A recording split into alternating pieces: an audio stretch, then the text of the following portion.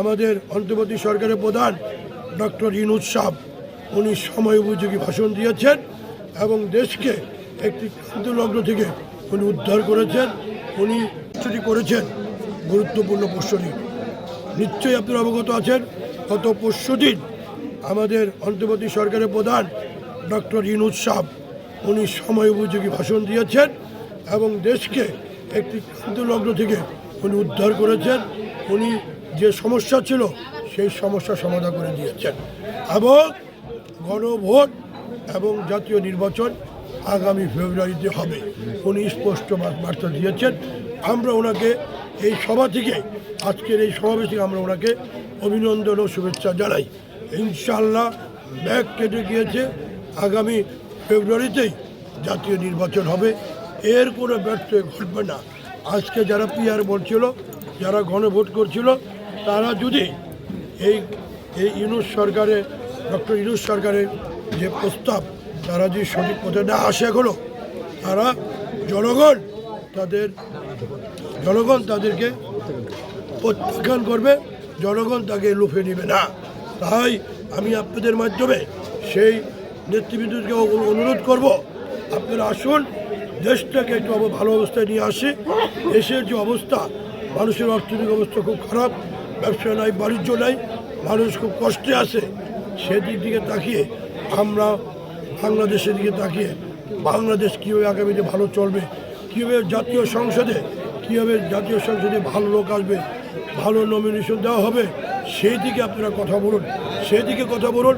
কীভাবে এলাকার উন্নয়ন হবে, কীভাবে দুর্নীতিবাজরা যাতে না আসে, যাতে টাকাওয়ালা যাতে না আসে, অরিজিনাল রাজনীতিবিদ তারা যাতে এলাকার কাজে আসে, উন্নয়নের কাজ করতে পারবে, সেই দিকে আপনারা কথা বলুন।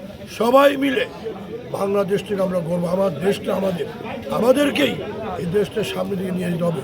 আমাদের দেশ, আমরা ইনশাআল্লাহ গর্ব। সবাই ঐক্যবদ্ধভাবে থাকবো এবং আগামীতে যে জাতীয় সংসদ নির্বাচন হবে, ইনশাআল্লাহ বিএনপি রাষ্ট্রীয় ক্ষমতা আসলে দেশে যে ফ্যাসিবাদরা যে অন্যায় অবিচার করেছে, সেই অন্যায় বিচার থেকে মুক্ত পাবে। আরেকটি কথা, আজকে আবার নতুনভাবে ফ্যাসিবাদরা আজকে আবার বিভিন্নভাবে তারা তাদের কর্মকাণ্ড চালিয়ে দেশকে একটি অস্থিতিশীল পরিস্থিতি করতে চাচ্ছে। সেটা আপনারা দেখেছেন গত কয়েকদিন যাবৎ ঢাকা সহ সারা বাংলাদেশে রাস্তা অবরোধ এবং গাড়ি চুরে ভাঙচুর করছে এবং আমরা যতটুকু জানি আগামীতে তারা কর্মসূচি দিয়েছে আবার লকডাউন। আমরা আপনাদের মাধ্যমে জানিয়ে দিতে চাই, লকডাউন দিয়ে কোনো লাভ হবে না, সন্ত্রাসী কোনো লাভ হবে না। সন্ত্রাস যদি সত্য হইতো তাহলে মানুষ সন্ত্রাসীর পথে থাকতো। সন্ত্রাস কখনো মানুষের সঠিক পথে দেবে না। সন্ত্রাসীরা সন্ত্রাসী থাকে, আগুন যারা লাগায় আগুনে তারাই লাগায়, তাদেরকে কেউ মানুষ পছন্দ করে না।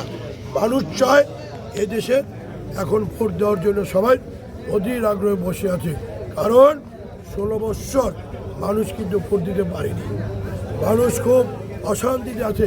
এখন দরকার জরুরি ভিত্তিতে একটি জাতীয় সংসদ, একটি নির্বাচিত সরকার, যে সরকার আসলে দেশের উন্নয়ন হবে, বিনিয়োগ হবে, ব্যবসা বাণিজ্য সব কিছু হবে। সেই লক্ষ্যে আমাদের কাজ করা উচিত। তাই নেতৃবৃন্দ, আপনাদের মাধ্যমে সবাইকে বলবো, আমরা ঐক্যবদ্ধভাবে এই সব কিছু আমরা মোকাবেলা করব। বাংলাদেশটা আমাদের, এই দেশটাকে আমরা সামনে দিকে নিয়ে যাব, যেটা আমাদের নেতা শহীদ রাষ্ট্রপতি জিয়াউর রহমান সবাইকে ঐক্যবদ্ধ করে বাংলাদেশকে পৃথিবীর মানচিত্রে একটু অবস্থান করে দিয়েছিলেন। আমরা ইনশাআল্লাহ আগামীতে আমাদের ভারপ্রাপ্ত চেয়ারম্যান জনাব তারেক রহমানের নেতৃত্বে আমরা বাংলাদেশকে ঐক্যবদ্ধভাবে সামনের দিকে নিয়ে যাব। এটাই হোক আজকে আমাদের অঙ্গীকার।